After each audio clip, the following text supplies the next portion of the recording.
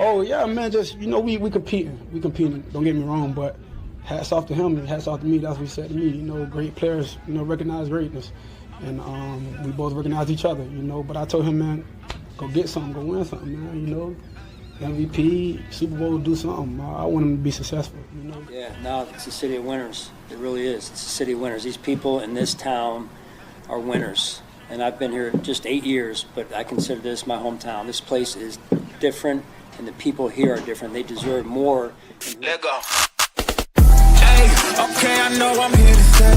Counting on my wins, so I can't play it safe. Like the go against us, get you out the way. Go hard, it's the only way to play. Let me say, I'm a trendsetter. I'm a go-getter. I'm a trendsetter. I'm a go-getter. I'm a trendsetter. Who can do it better? I'm a go-getter. I'm a trendsetter. Hey, look, they keep calling me, could you ride this beat, look proud of me? Okay, it ain't no problem, see, I can mold this thing like pottery. Better, I'ma bet on myself. And before the top, and I don't need your help. We set the tempo, we run this thing as simple. Let's go. Boy, I'm locked in. Know your place, I'm top 10. And all my haters watching, so I keep on clocking. Let's go. Time, my whole style. All right.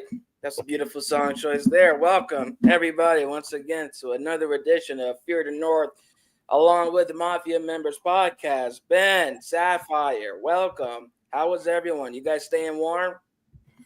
Oh, yeah. It's football weather, right, Ben?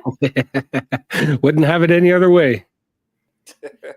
We're so excited to have you back. We really are. You are all things Buffalo Bills. You get the culture, you get the team, you call the victory. I am just so happy and excited to start this conversation tonight. Yeah, I mean, I would have been back, win or lose, but it feels a lot better coming back here after a win. That is for sure. No more idea. I'm sure you probably asked yourself afterwards, what would it feel like if I came back after the Bills lost? Hey, we got 35. We got a whole history of losing, so we're pretty used to it now. So, hey, you know what though? For this particular game, this particular moment, I guess we'll never know how it would have felt. Yeah, the Kanye meme. Exactly. Well, a lot to dive into, so much to dive into. For those that, tune into the show and we appreciate, but maybe just for some reason didn't catch this wonderful instant classic of a game Sunday. This was the divisional round within the AFC. The winner of this game means the Kansas City Chiefs in the AFC Championship, and that rounded up to be the Buffalo Bills, winning 27-25. That moves Josh Allen to 2-0 now versus Lamar Jackson with the head-to-head playoff matches. Where do we start? Well, Ben, you know what? You are the winner. You are the victor. Please tell us from your angle, from your view, what prompted Buffalo to this win.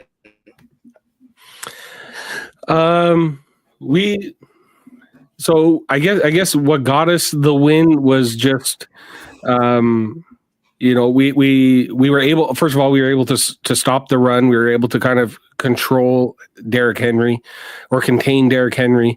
Lamar Jackson, oddly enough, had zero designed rushing plays, which I found odd from Baltimore.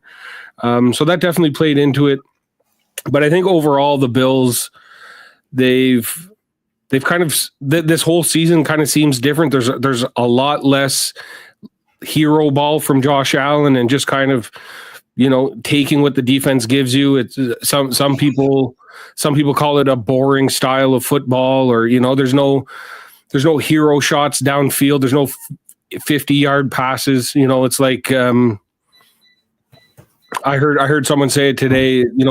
Vanilla is the most common ice cream flavor sold. So if you just keep it plain and simple, then you can get all the extras to kind of come in and help complement you.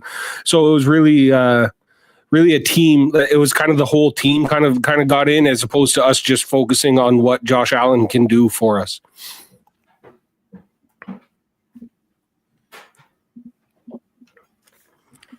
I think that's a terrific way to put it. Sometimes simple is better, and there's something within simplicity that really helps, because that's really the best way to describe Buffalo in that game. It wasn't anything flashy, nothing out of the book or anything that they wouldn't usually do. What you saw is how they played this entire season, and that was Bills football. The QB options, the number of slant plays, the quick outs, like it was lovely to watch. And that's what I really enjoyed about watching Buffalo this season. And it's really been such a winning formula because now that one step away from the big stage, Sapphire from your side, Buffalo. Now I know that we are in a different division, but just from your view, what really stood out to you when watching the Bills? I mean, in this game, the Bills played a clean game. They took care of the football. We know turnovers tell the story, right? You can't, and with all due respect, Buffalo capitalized on the opportunities that the Baltimore Ravens gave to them on a silver platter. Okay? But you can't, you can't hurt yourself, right? Lamar, and I feel so much about this. We talked about this on our show in the regular season. He has the ability to slow down the game, but yet there's something within him that I don't know. He gets too hyped up. He's too anxious. He's too jittery. I'm a firm believer that his teammates feed off of his cadence. Okay. So you had a no-touch fumble, a no-touch, no pressure interception, right? And then so look what happens with Andrews. And I want to be very consistent. Those were micro momentum shifts. Same thing I talk about with Baker Mayfield, right? Those are things that change the flow of the game, right? And the Buffalo Bills took advantage of that. They capitalized on those opportunities. So they played a clean game. That was probably my biggest takeaway from the game this past weekend. Understandable. And within me as well, just kind of back off of what we were saying. I mean, it really was within prior to what I said earlier. I didn't feel there wasn't a single moment during the game in which I felt Buffalo was overthinking it. There wasn't a single moment in which I felt they were overthinking it at all. Within the AFC North, there's been a number of teams that we watch and we're talking about during this season in which like it just seems for some reason they just start doing things that they wouldn't typically do from whether it being which we'll get to in a bit regarding Baltimore and their turnovers or going for two, which I felt was at an unnecessary time of the game, which we'll get to in a bit. Correct. Cincinnati doing a number of things during the game, and the Browns existing respectfully, like just a number of things unnecessarily that just didn't help out in the end. So I didn't feel that way at all when it came to Buffalo. Now, regarding the turnover, Sapphire, or not the turnover, but that penalty, can you dive a bit more into what point of the game that was and what happened after that penalty was called? Just from your side, right quick. Okay, so that I recall, and Ben, help me out on this as well. Lamar fumbled the ball in the first quarter. Is that correct? Yeah, I think, yeah. Okay. Yeah. And also that I recall, even the interception, those things happened when the game was 7-all, correct? I think so. Because, yeah, I think so. It was 7-all. And so for me, again, and Ben, I bring it from also one female's perspective. The analogy that I always use is like when I watch basketball, which I love too, not as much as football, Ben, but when the player gets on the free throw line, all you got to do is make the bucket. There's nobody in your face. There's no hands on your hip, right? Just make the bucket. It's just you in the bucket, right? But there's something that happens. I don't know, the synapses like dysregulate or something. and you could even see, for me, of course, Lamar tried to do too much, right? Because he realized he didn't keep his focus. I didn't think that was a bad snap. Both of you tell me, do you think it was a bad snap?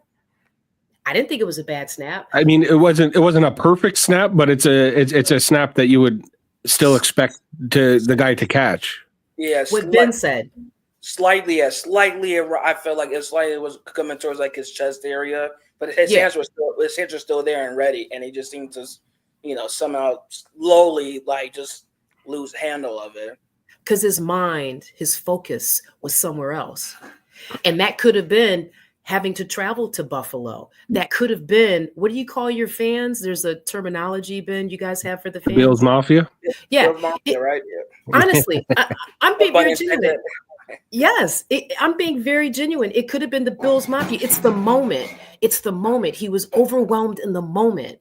And so when you think about a Josh Allen, when you think about a Patrick Mahomes, right? Those are players that have proven they're not overwhelmed in the moment, right? So for me, again, it blew me away to see Lamar play like that. It blew me away to see a veteran in Mark Andrews, not just one hiccup, but two. Like, come on, talk to me, guys. What are your thoughts on that? Well, I mean, when I watched Lamar like that, it definitely reminds me of like a younger or Josh Allen from a couple seasons ago, where maybe there's lots of hype around him. He's been the man all season. He's used to the team relying on him. It's a big moment in a big game, and he feels like he's got to do too much. And we watched Josh Allen struggle with that for the past 6 years, playing Patrick Mahomes in the playoffs. And I felt like there was a little bit of that in Lamar's game, where you feel the weight of the world on your shoulders a little bit. And you think, your team's down, what was it at half, 21-10 or something like that at halftime? Yes. And you feel like you have to go out there and make a play, like an 11-point play. But there's no such thing as that in football. And you have to slowly grind it out, and you have to work your way through the game rather than trying to go get it all back in one play. You just made a fumble that cost your team, and now you're going to go try and make up for the mistake rather than just keep sticking to the game plan, keep doing what you're doing, and keep fighting your way through the game rather than freaking out and digging yourself into a bigger hole. So I saw a lot of similarities from Josh Allen from a couple seasons ago to Lamar on Sunday night. that is an interesting perspective, because does that further just prove regarding Kansas City being that gauntlet that you have to try to nab at multiple times to kind of build up that experience and not just to be ready for moments like this because of the fact that he's played Kansas City more than Lamar has in the playoffs? Yeah, no, exactly. It all comes with experience, and quote unquote being clowned on for your playoff performances. That all helps build the tougher, thicker skin. That helps not be bothered by the noise anymore, and you kind of are able to buckle down, and you're like, okay, I'm sick and tired of hearing all this talk about me, and time to go out there and prove it.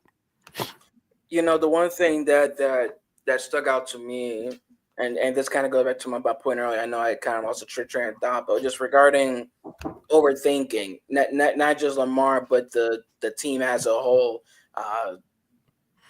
Ben, you had just mentioned the score at half, 21-10, and then suddenly the Ravens are within reach. It's 21-19.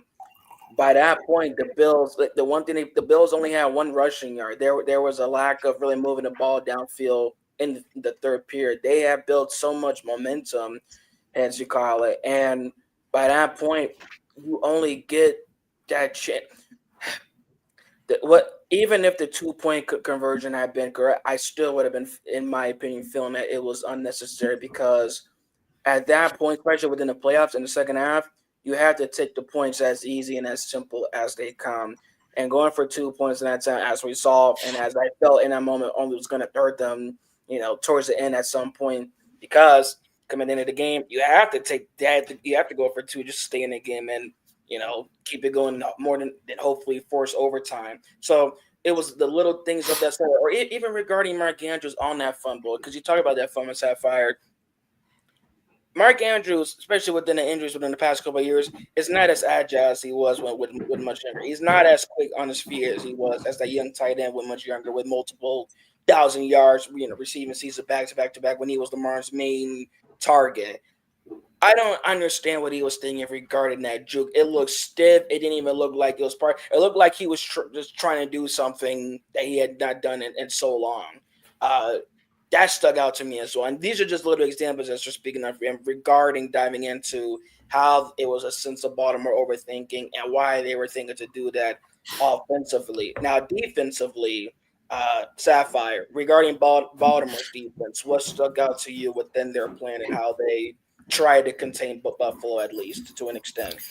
I mean, I actually thought the defense did a decent job, but I want to go back to something. I want to touch back on what you said about Andrews.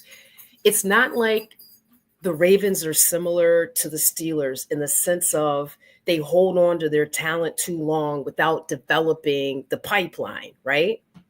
Like, I felt that the Ravens should have used, and no disrespect to Todd Monken, he's the greatest, bon vivant, all of that. But they didn't use Likely enough, right? I agree. Irene, you talk to me about this because sometimes I think even within the coaching, there's shenanigans that go on, right? There's kind of like that old school, high school. Well, you're the freshman and he's the junior, senior, so the junior, senior is going to get more reps. To me, all of this comes back to Monken, right? Even going back to why go for 2 points? Why go early in the game? Why go for 2 points? Because that sends a message. If I'm a Ravens fan, that sends me a message. You know what? We don't trust our defense. We need to strike while the iron is hot, regardless of how early it is in this game. And I think born out of that was a whole other level of anxiety. I mean, I'm just saying, Ben, what were your thoughts on watching that as a Bills fan? What were you thinking when you saw them line up for the 2 points? I was surprised that they were going for 2 as well. With Harbaugh as the coach, you kind of expect, and we're used to seeing just always doing the right thing kind of mentality and just never taking the points off the board. If you score a touchdown, you kick the field goal, and you have faith in your defense to make a stop and get the ball back for you.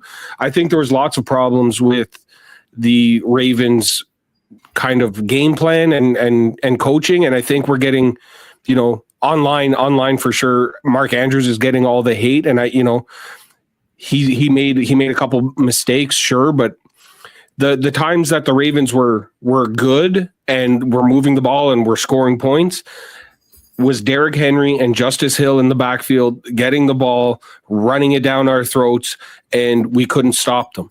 And they didn't do that at all in the whole first half. It was almost like they said, the Bills are going to try and stop Henry, so let's try and throw the ball instead of just doing what you guys do well until it works. You guys tried to kind of outsmart yourselves by playing a different style than what worked for you in the first matchup between these two teams. So I would say that there was lots, maybe not lots, but I think that was the main problem, was kind of the game plan and their approach to the game. They tried to surprise the Bills by throwing the ball a lot and got away from what they do really, really well, and which is virtually unstoppable, and running the ball with Derrick Henry, Lamar Jackson, and Justice Hill.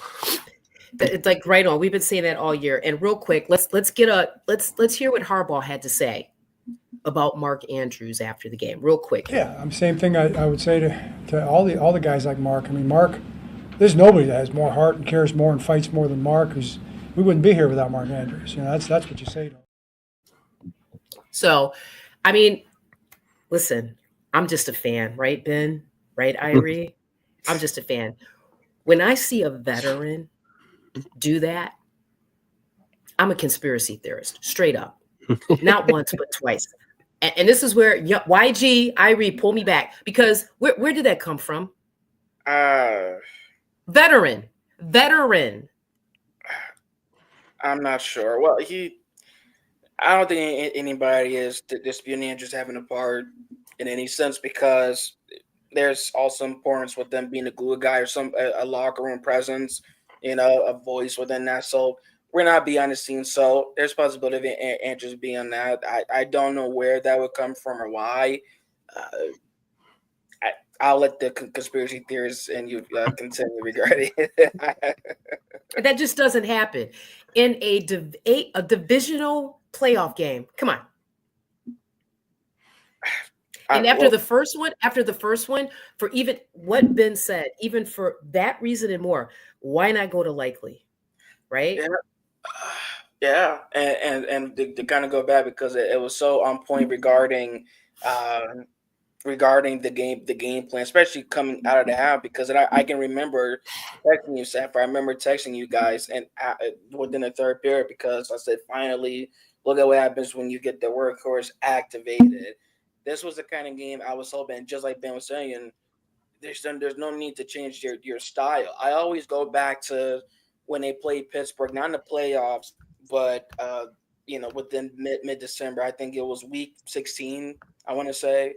And that Saturday night game, and Derrick Henry went on for that 44-yard run, and then a couple of plays late, and then literally the very next play after, Lamar's in shotgun, and he throws the pick. I'm texting you guys thinking, why are they not sticking to what is working for them? So in that third period, Henry's activated 6 carries for 58 yards. I'm thinking finally, because the great ones are always going to break through and find a way to make the impact on the game. And the fact that he only had 2 carries in the fourth period was so startling to me. And regarding likely, going back to likely, was there maybe a sense, Sapphire and Ben, that they were overthinking and thinking that likely was not ready for the moment and just go to the over-reliable and Andrews? Could that have been it? I'm not. I'm just a fan, just like you. I'm just continuing the conspiracy within this. I wouldn't say that they intentionally didn't go to likely because he was afraid of the moment or whatever. We saw he made the game. He made the touch. He caught the touchdown pass at the end of the game to make it close, or to be within that 2-point conversion. So I don't think he was scared of the moment at all. But I think there's kind of a narrative of what didn't Baltimore do, or why Baltimore didn't do this, Baltimore didn't do this. But I think a big portion of the game is what Buffalo did right, and they were able to contain Derrick Henry. They were able to capitalize on the turnovers. They did play mistake-free football. They did bend but don't break on defense, and they did the things that they were supposed to do. There was a big moment late in the game and right on the 3-yard line or whatever, and the Bills decide to kick a field goal rather than go for it, which the coach got a lot of flack for in real time, saying we're on the 3-yard line, we should just score a touchdown and ice the game. But you make the safe call, you make the right call, kick the field goal to make it an 8-point game, or else that touchdown that likely scores wins or puts the Ravens ahead instead of being down by 2 points. So I think there's lots. Ravens fans will look back at it and say, we didn't do this and we didn't do that. But I think a lot of it is what Buffalo did right in order to counteract what Baltimore Ravens do right. I agree. Their game plan was so simple and so clean that it further exposed the holes of Baltimore's mindset and of their game plan. You mentioned the kicking. And real quick, Sapphire, before I just wanted to ask Ben, how was it for you when seeing Tyler Bass approach that 50-yarder? Can only imagine if your stomach had turned for a second. Oh yeah, my stomach was in knots for the whole 3 hours. But I think we had talked about it last week actually, and Tyler Bass has had a rocky season. He's been up and down, but he's been really, really good coming down the stretch and into the playoffs. He's 10 for 10 in the playoffs right now. So when he nailed that 51-yarder, I was like, okay, we're back. We have some confidence in our kicker again. So I was definitely nervous at the it's a chip shot, but 22-yard field goal when you're on the 3-yard line, whatever it is. You're still nervous about it, but you have all the confidence in the world in him, and I'm just happy that he was able to knock them all down. We will need him going forward, and for him to have a game like that he can build off of is going to be big for us. Sapphire, you had a question or a point you wanted to bring up? No, I was just going to jump in, and I'm going to agree with Ronan, right? Ravens had had a messed up offensive plan. Where were the design runs for Lamar, the RPOs? But I'm going to add this. Even on the receiving side, I think Likely had like one less target, right, than Andrews. But on those catches, he averaged 12 more yards per catch, right? And it's like, for all the times we talk about analytics, there was no one up in that booth like ringing down or tapping, monkeying on the show saying, hey, why even on the passing side, the receiving side, why look a gift horse in the gat and not utilize him? Like, it's not just Lamar. I think that it was challenged. Maybe he's anxious because he feels organically these play calls are not the right ones. The Ravens had a very sustained drive coming out in the second half. And I remember, if you remember, Irie, we were trying to palliate Chris. He was like having a major meltdown on text. And I was like, Chris, like, there's a lot of ball game to be left, right? They're going to go in the locker room. They're going to make their adjustments. They're going to come off like woo-sa, right? They had I think there was at least 2 sustained drives they had with running. And they still come out of the bag with some bizarre play calling when they get in the red zone. Like, I can tell you this, because I'm on the East Coast. They are calling, of course, for Harbaugh's head on a platter. And I know that's not the answer, but I do submit to you, they may want to look at, if Monken is going to stay, maybe revising play call duties in some way, maybe bringing in a co-OC, something, because it's just lost on me how you can be in the AFC North and still not appreciate the value of a run game especially when you have a King Henry in your backfield.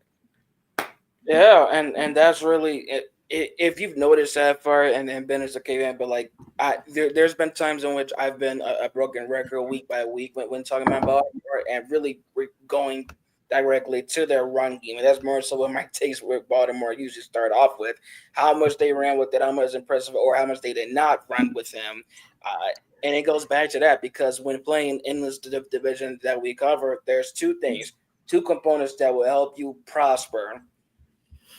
Having a terrific run game and having a terrific run defense. Those things help so much. And for those that think it's cliche within football, no, it's different within this division. Those are 2 things that help and are so visible. So to see Baltimore, who was working well within that style, go away from that was quite intriguing. But I do want to go back right quick to Josh Allen, because I think it is fair to say that when seeing him take his Bills teammates and dab everybody up, right before he put that helmet on, looking like a lost member of the Beatles with that long hair. Right, there was a certain calm, as though he was ready. And furthermore, within their game plan, he only had 4 passes that traveled 10 or more yards downfield per connections. That there was only one that was completed, that 34-yarder to Khalil Shakir. But to you, Ben, how did it feel to watch Josh Allen really like grow up, I say, and really just come out ready to perform and deliver in any way possible in this playoff game the way they did? I think it's one of the reasons why I was kind of why I had confidence in Buffalo going into the game is if you look at like our first half to second half splits kind of throughout the whole season, we're really, really good at making adjustments. So based on the week 4 matchup, and we saw how much pressure that front 4 and that front 7 and the blitz packages that they can throw, how much that disrupts Josh Allen and kind of the throws that he wants to make. So they changed the game plan to have throws that just get the ball out of his hands quick, get the ball to your playmakers, and establish a little bit of so take some play action to help everybody kind of step back and Josh out a little bit extra time. I think from those perspectives, I think everything kind of went for us to execution. Right. Yeah, and furthermore within that, within getting the ball released quicker, he also, amongst all quarterbacks within the NFL division around, he released the ball the quickest at an average of 2.3 seconds in the pocket per attempt, which I also thought was impressive, which compliments what you said as well regarding getting the ball quicker. So that meant quicker routes, quicker passes, and more so a quicker, reaction from Baltimore's defense, one in which I think they did just all right to, but to an extent, because we saw the way Buffalo was able to come out and perform the way they did.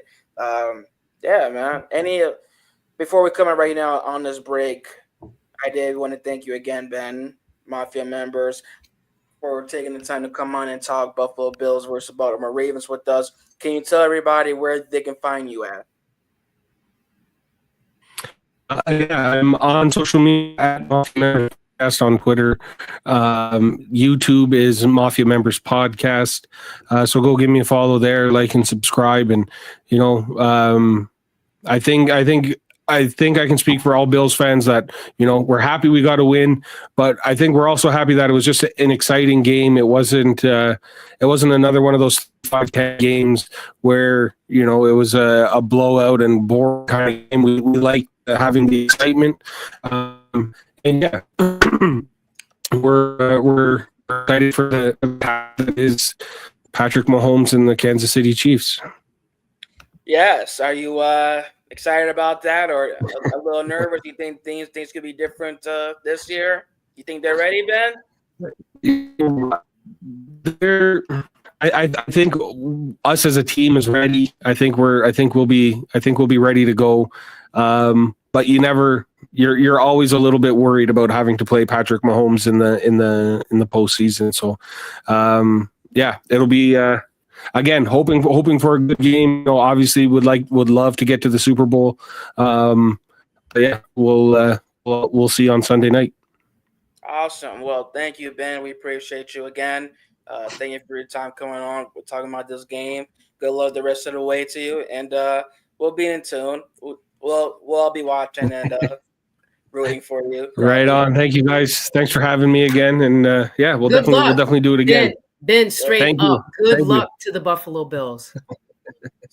Thank you. I hope we've turned to America's team from the AFC. I feel like it's Washington and the NFC side. So yes. I hope everybody can put their hate aside and just come cheer for the Bills. A greater purpose, indeed. Well, thank you. Yeah, exactly. We're gonna go right quick into a break, a little quick 1:20 break. Everybody, get what we gotta do. Get your popcorn, go use the bathroom, go walk the dog, whatever you gotta do. Be back in 1:20.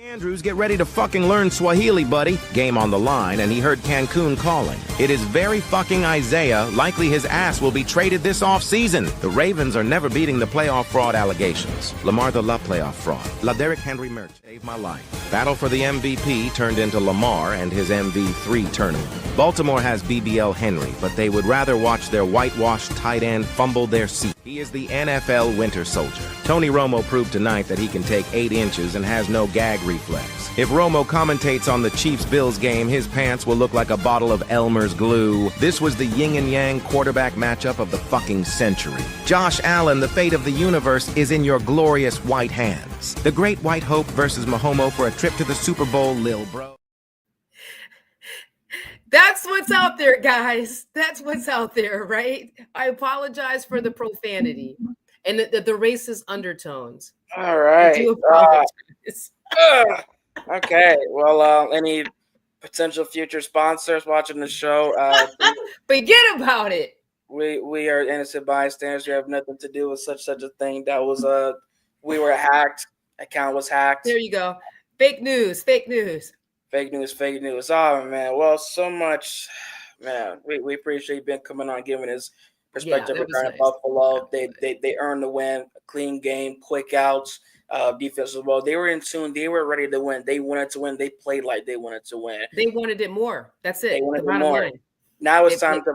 Yeah, exactly. They wanted it more. Now it's time to pour onto Baltimore. Sapphire, you ready? You ready? By the way, Chris, where you at, bro? Unsure. It's hard. It's a hard day for him. It's a hard day. Understandable.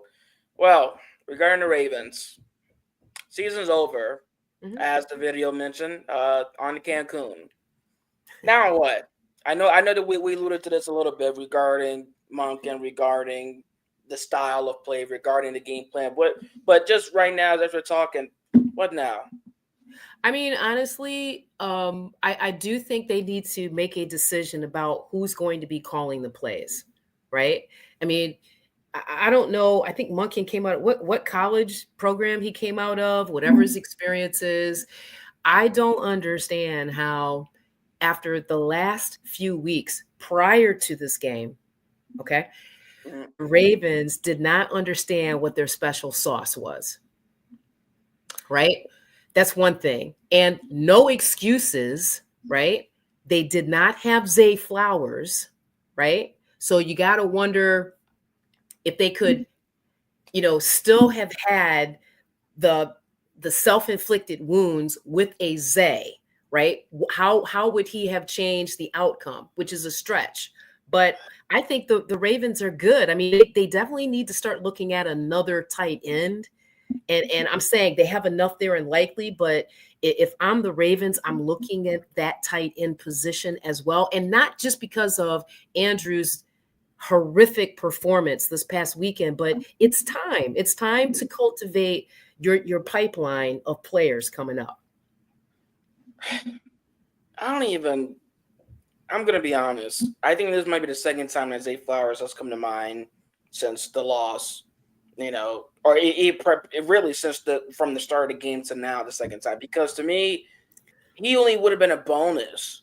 It still would have not alluded or really deterred from what their game plan should have been regarding living on the ground. And keep in mind, people, like I know we mentioned we name dropped Derrick Henry multiple times, but it doesn't just have to be Henry. It could have been multiple. It could have been a QB option. It could have been the RPOs. Like that play that they ran at the end of the game, that last 2-point attempt.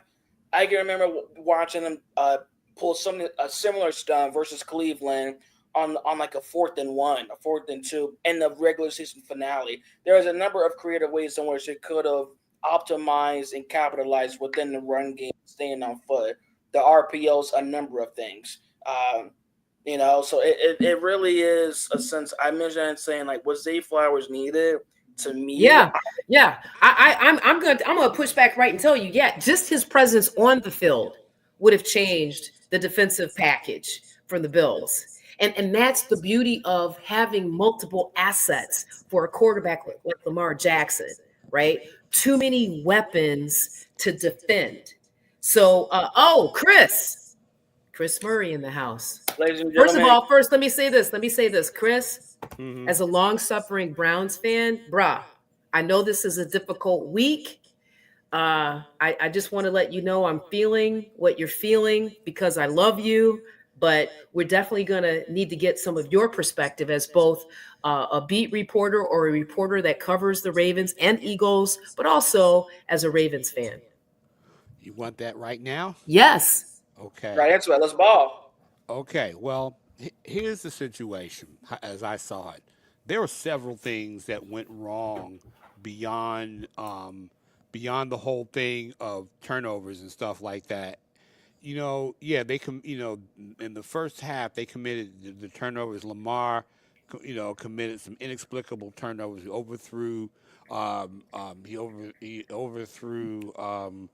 For some reason, he He overthrew Likely. He overthrew Isaiah Likely, and and then the fumble, trying to do too much, just fall on it. You know, just fall on the ball. That's all you need to do. Just fall on the football. Number two, and that fumble led to a touchdown. But I also thought the game plan was flawed. Okay, because what you didn't see in the first half was at least I didn't see a lot of it. Was the zone read? Lamar.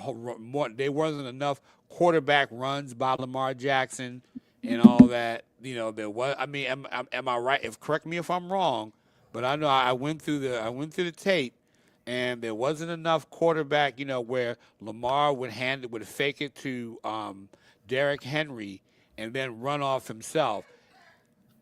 Like QB options? Yes, QB option. And from that standpoint, okay, yeah, somebody, yeah. So from that standpoint, from that particular standpoint, there was there was it just wasn't it just wasn't working from that standpoint, and so that was one thing. But in the second half, Lamar came out. They ran the football on the one drive that they got a field goal. They scored the first 10 points of the they scored the first 10 points of the second half and everything, and there were some things that kind of bothered me about when Derrick Henry scored that touchdown. You mean to tell me on the 2-point conversion they couldn't give him the ball again? That bothered me more than anything else. Chris, wait, let me press pause here. This is what I don't understand. It bothers me what you just said, that scenario, because not only for the Ravens, but for the Browns, where does that come from? What is in Monken and his team's mind? Why they would not go with the tried and freaking true option? What is that? I have no idea. And what they could have done, if they weren't going to give it to Derrick Henry, fake it to Henry and let Lamar run it in. Hello? And I didn't understand that. That I did not understand. And that's, once again, Todd Monken not, overthinking the game. Remember, Irie, we talked about overthinking the game. Don't overthink. That's been my constant theme throughout this entire time. That's been my constant theme, my constant break it down theme, is that you cannot overthink the game. And it's crazy because we talked about that as well a bit earlier, on as well. Not just with Baltimore, but with the division as a whole. Baltimore, as we see, not operating the run game the way they should. Pittsburgh, not enough RPOs, not enough options. But then, like, why is Russell Wilson still in the shotgun multiple times? Cincinnati overthinking the game. That led to a number of one-score games that they were in. Almost every single game was a one-possession game the entire season. And I'm going to answer Ronan's question on it because he says Lamar has enough weapons, and I agree with him. Josh Allen doesn't have half the weapons, and he's winning. But at the same time, I will agree that Lamar has enough weapons. I'll agree with that.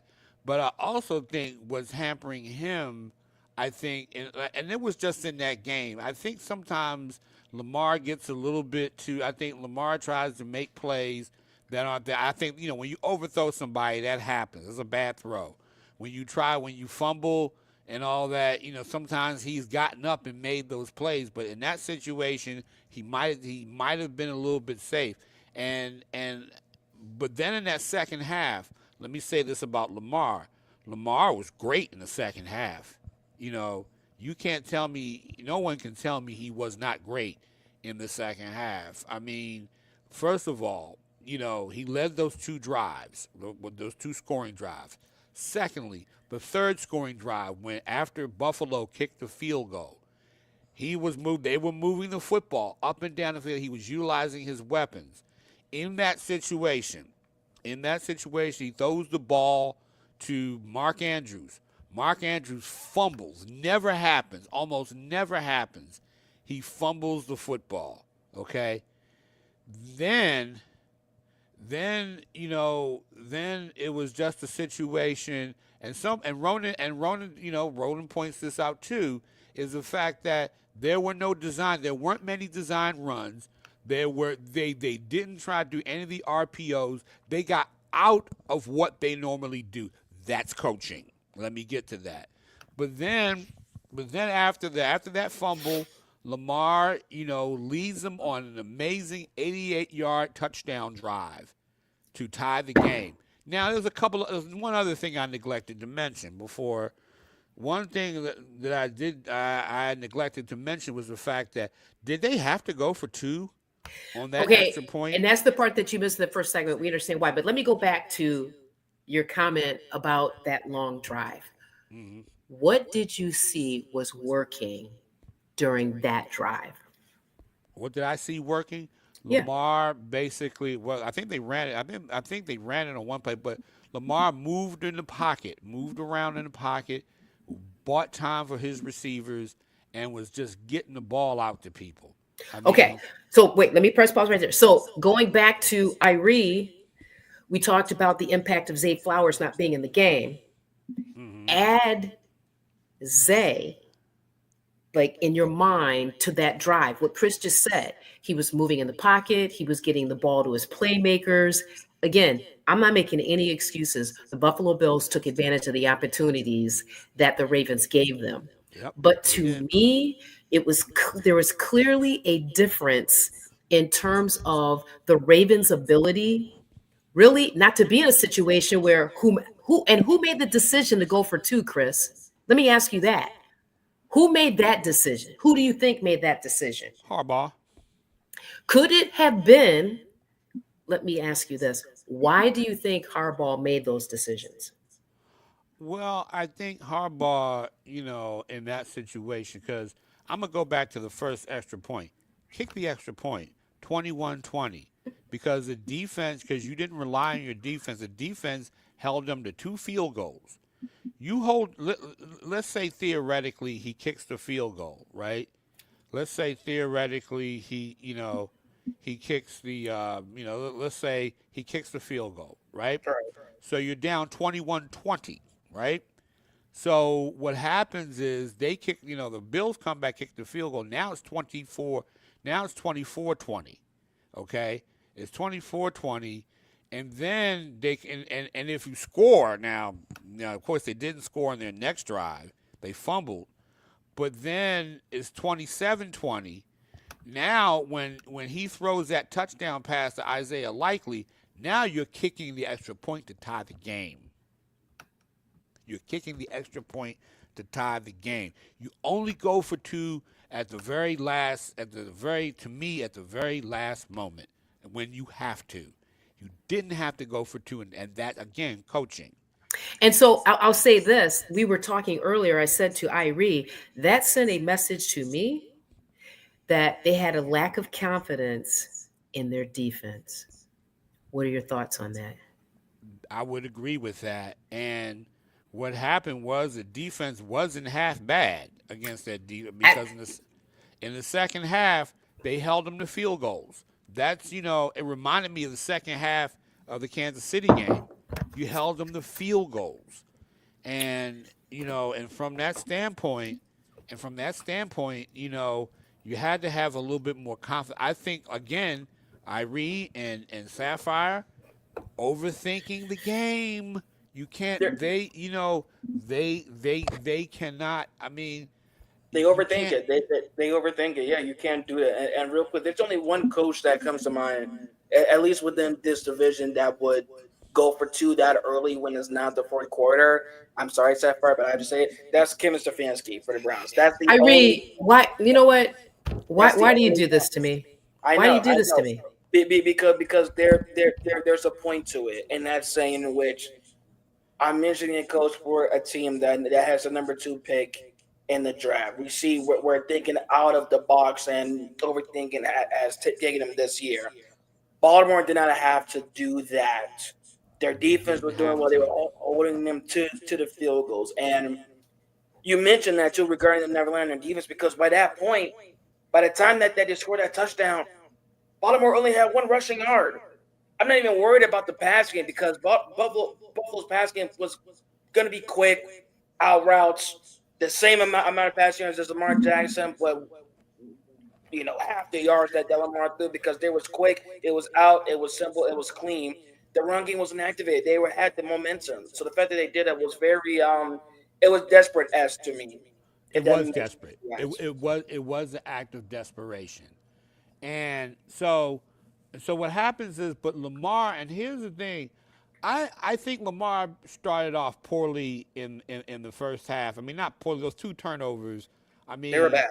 They were bad turnovers. Okay. I mean, why doesn't that constitute as boring a bad whatever the non-positive was? It was terrible. Those are, and I said this earlier, those are micro shifts in the game. Right. Like they help the Buffalo Bills. And I'm going to say this again. This is why I ride Baker Mayfield. Same thing. Okay. We should expect Lamar Jackson at this stage of his career to not do that stuff. And he did. Yeah.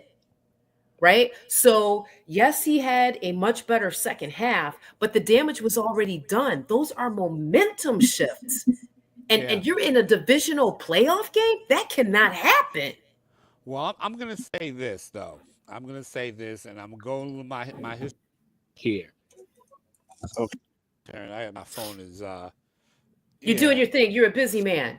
Yeah. Doggone it. But it gives me time to go back to YG and say, we are not talking about Kevin Stefanski for the rest of the current football season, young man. My blood pressure. Where are my blood pressure pills? Okay. Yeah. I don't want your blood pressure being up. But here's the thing I gotta say for that with respect to Lamar.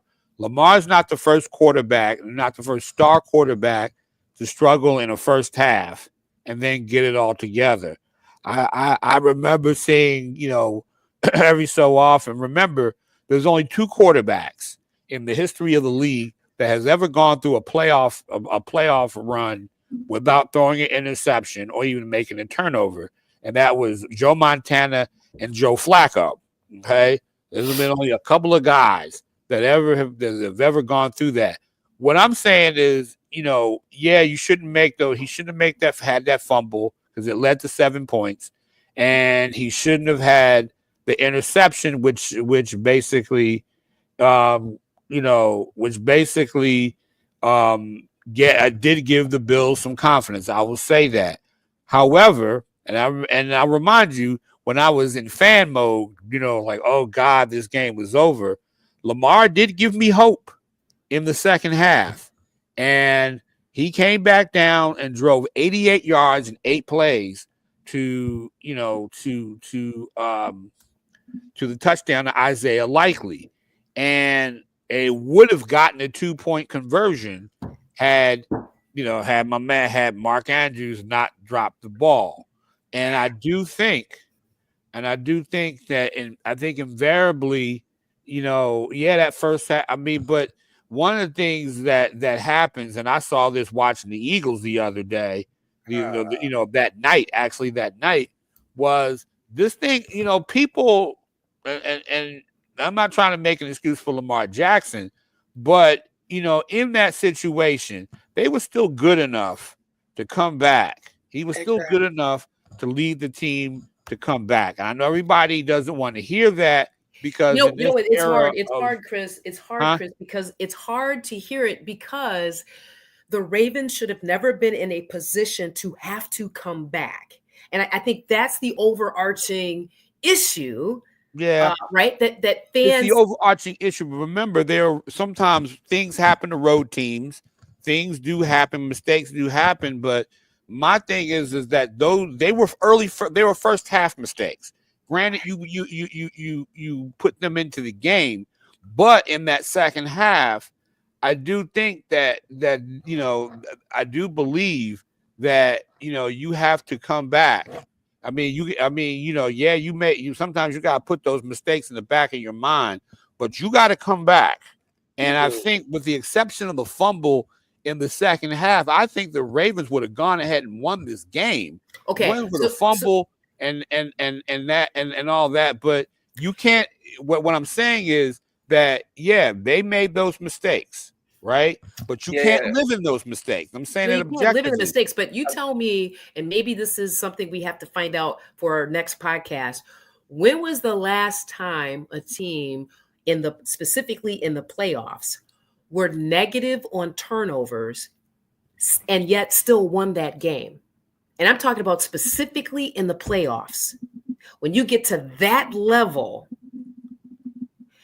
that's the question. If Ronan, you have that answer for us, or anybody else that's out there listening to us, I have that answer. I have that answer. It's a little older, but I always tell people, remember, Joe Montana threw 3 interceptions against the Cowboys in the famous catch game at Candlestick Park. He found a way to win, and sometimes, that's things aren't going to. Coach, players will tell you things aren't going to be perfect. No, you don't want to give up turnovers, because more often than not, and I'll agree with you on that. More often than not, you'll probably lose the game if you're negative in turnovers. But it also depends on the timing of those turnovers. If you commit a turnover early and then you come back and you bring your team back in the game and you inevitably win it and whatnot, you forget those turnovers, even if you lose the turnover battle.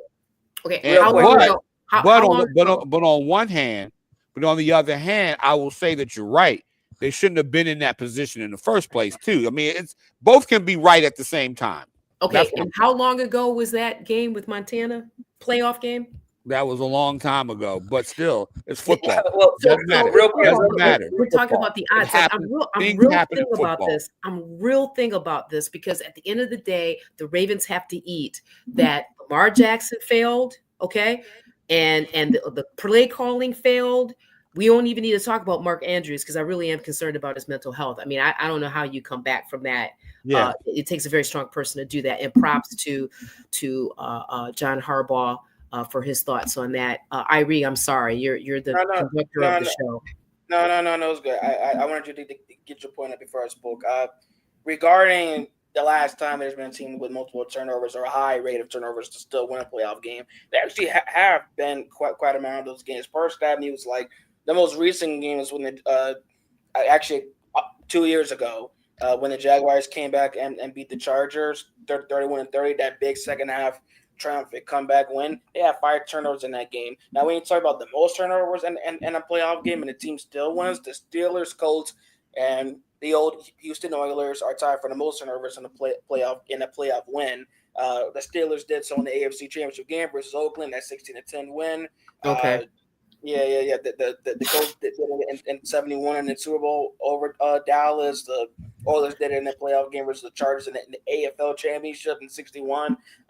And regarding just real quick, my take within this, I do think, yes, within, and this is the one thing we were talking about quite a bit of during the first half hour of the show, Chris, how clean Buffalo's game plan was, and that really stuck out to us.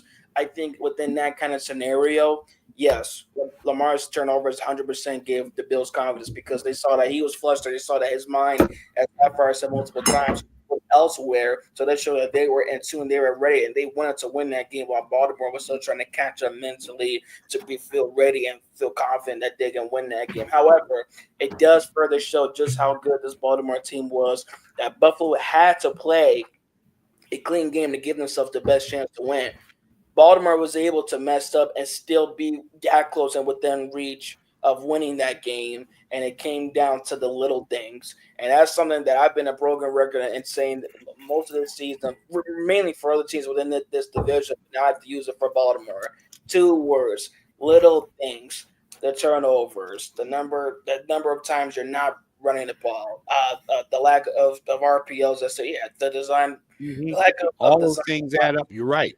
All of those things add up. So that's why I don't want to, but I feel like I kind of have to give Lamar just that much because of the fact that he made up for his mistakes. He made up for his miscues in the first half. He knew he messed up and still led that team on the run the way he did. That beautiful, and it sucks that 90-yard drive, that final drive of the game is always going to be remembered by it being the chalk, because that was such a beautiful drive, the way that they went and traveled downfield. Lamar using his mobility, his legs to extend those plays, to find his open guys, to find Andrews, to find Likely. And it was such a beautiful drive. And for it to end in that way is just such a stain. Now, that's my take within the final drive. What you guys? I love both of you. Okay, I mean seriously, but I got 2 words too, and not even mine. Okay, this is about history. The greatest leader of all time, Alexander the Great. You know what his 2 words were? Scorched earth, and that's what the Buffalo Bills did to the Baltimore Ravens.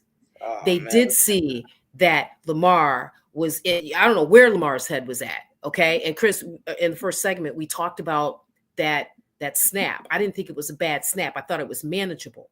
But once they saw that in him, scorched earth, and I think a lot of football is mental as well. There are these momentum swings. So I appreciate what both of you are saying, second half. Football is 4 quarters. That's it. Absolutely. That's it. And the Ravens did not play a clean game, and they got beat because of it. And they got beat by a team that took advantage of those opportunities, and they were the best team on that day. And in those 3 turnovers, though, I will say that to let you know, I mean, one of the turnovers did not lead to anything. That was the interception. The fumble did lead to a touchdown.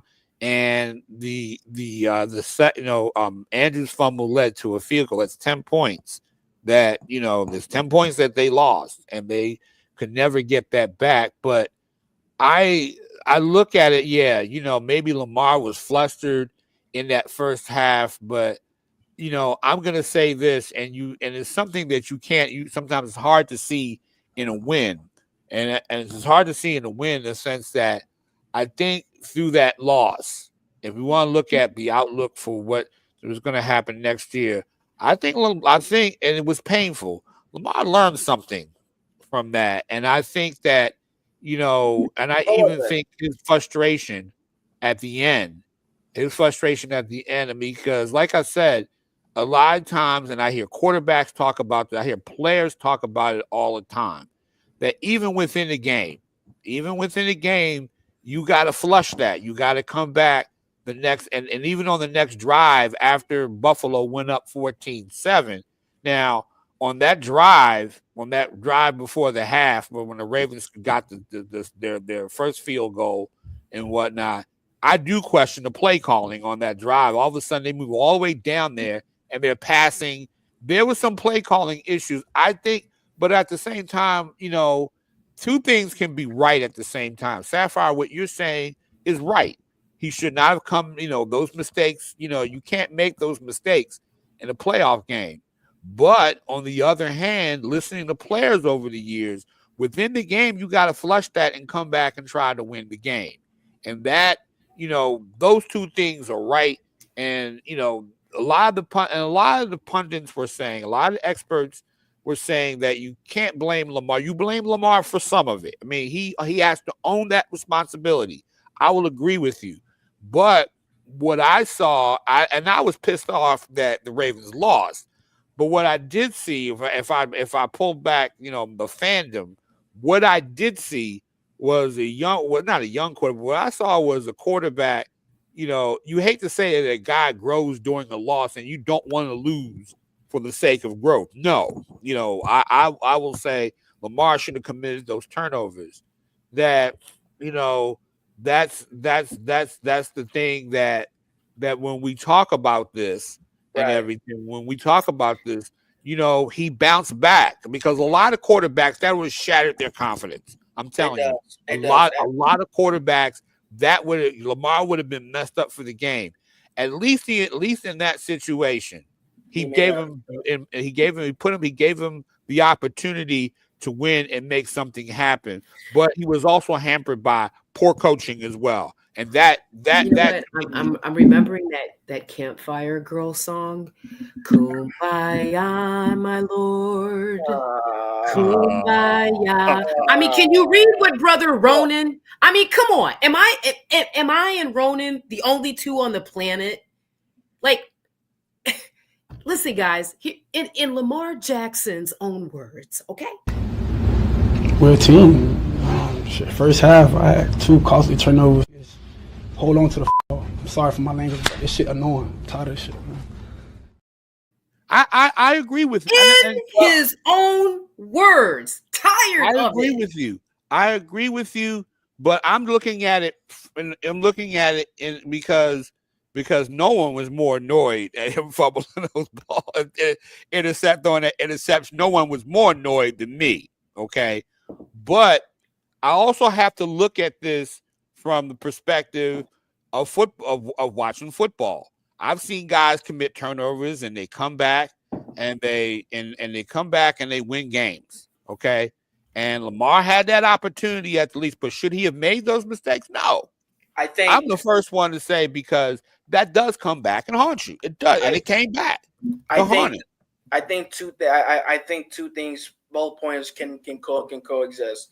Can go Lamar, absolutely. Lamar made up for his miscues in the first half, gave his team a winning chance, and one that wouldn't happen if not for him switching it around. But in terms of history, they're going to look at that. Absolutely. And in terms of the narrative, in terms of, speaking about the best in the game, that does play against you, because the best of the best don't have those kind of miscues. They don't have multiple MVP awards and make those same mistakes in the first half. They don't Right. go in with the mentality, with their mindset elsewhere. They don't overthink the game. They go in and play their game the way that they would, and that's going to hurt Lamar. And that's really, I think, segues into this last question before we end up the show. Like, what does this game do to Lamar's legacy up to this point? He's not the first quarterback to have that reputation of not being able to win the big game. Manning had that. But what does this game do to his legacy up to this point? I'm a Lamar fan too, but I'm going to call this. He needs to, during his offseason, my recommendation for Lamar would be to go see Master Pai Mei.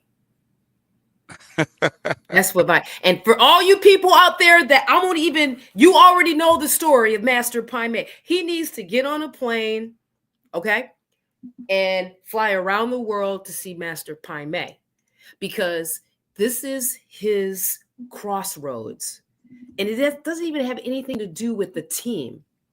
Like, I would be riding with Lamar Jackson if he hadn't had those 2 turnovers. Absolutely. And he would say this himself, unacceptable. Lamar Jackson, to that extent, let down his team in terms of leadership. That's how hard I'm going to be on Lamar Jackson, the quarterback. Okay. So those are my thoughts. And I also want to throw this in. I didn't have the opportunity to play this. Get your thoughts on this, Chris. That was the worst call in the history of football. That was a terrible call. And that's another thing. But and I'm going to take I'm going to agree with you on this point. Turnovers, you got to take, that's what you can control, right? That's what you can control. Okay. So, and like I said, I'm not trying to say, Sapphire, I'm not saying you're wrong. But I'm saying 2 things. Sapphire's right. Yes, Sapphire is right. But 2 things can coexist at the same time. That is oftentimes the complication of life. That's a life complication that I often think happens, is that yes, you can, like I said again, you can mess up in the beginning and all that, because I've heard I've often heard the saying that, hey, it's not what you do at the beginning of the game, is what you do late in the game. And so that's why this makes this conversation kind of difficult, because when he messed up in the early part of the game, but yet he did what he could to bring him back. You know, he can't help it if Andrews fumbles twice and drops the game time touchdown. And if they win that game, all that stuff becomes a moot point if they win, but they didn't. And he's going to be stuck with this. Sapphire, you're right. He's going to be stuck with it for history's sake. Go ahead, man. I'm sorry, Irie. No, you're good, Chris. Thank you. And that's exactly what's going to hurt, because all that matters in terms of legacy and in terms of these top 5, top 10 debates is results, whether you won it or whether lost it, whether you won or lost. And that's, like you said, what makes it more complicated, because there is that sense of looking at it from the game and from what was done, what was not, how they rose or downfall. But in the end, all that man's is winning, and the sad part is they're going to be watching the AFC Championship on the same couch as us, because they didn't get her done. They did not win. The results is all that men like, women like, numbers don't. That's another loss on the Mars record. Well, playoff record that is. So the conductor, take us to home plate. I'm so curious to get everyone's thoughts on the AFC Conference Championship. And then Chris, because you did cover the Eagles. You were at the Eagles game, kind of tease up. You did. We'll be covering that. Okay. Well, you want to go ahead? You want to go first, Irie, or? All right. Yeah. I mean, regarding, and I apologize. Go ahead. No. Regarding the AFC Championship game, I feel like this the last few years within this decade, I'm not a betting man versus Patrick Mahomes. He could be in a wheelchair at 50% health with one arm. I'm not going to bet against them. So I'm going to go with the Chiefs. And in this case, just over the fact that in the playoffs, they've had Buffalo's numbers, for better or worse. Within the NFC Championship right now, I've been thinking a lot. I've been going in, but I'm going to go with the Eagles. I'm going to go with the thought of which Washington won't have an answer for stopping Saquon Barkley, and that is a game in which nothing will come easy, nothing will be pretty. There will be nothing in which you can put a bow on it. And it's all about getting it rough and earning it, but pound for pound. Chris? Well, I'm gonna say Buffalo. I think Buffalo has one more miracle in them. I think I don't like the way Kansas City's been playing lately, and I don't know if they're going to turn it on. I think Buffalo's feeling the high of going through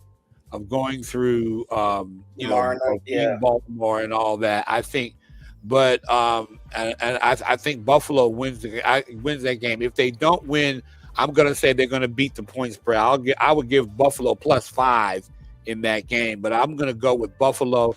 In the NFC Championship, I'm going to say this. The one person who has something to prove, in this game, and I know Ronan, I think Jalen Hurts is going to put his stamp on this game for good or for better, but I think he's going to have a better effort and than he did from a passing standpoint. But then again, it was snowing out, so I think he's going to get his receivers involved, and I think Saquon's going to have a big game. I think they beat Washington, and that's my prediction. And but I am concerned that because Hurts, I saw in the game, missed some receivers that were open. I don't know if that's because of the driving snowstorm.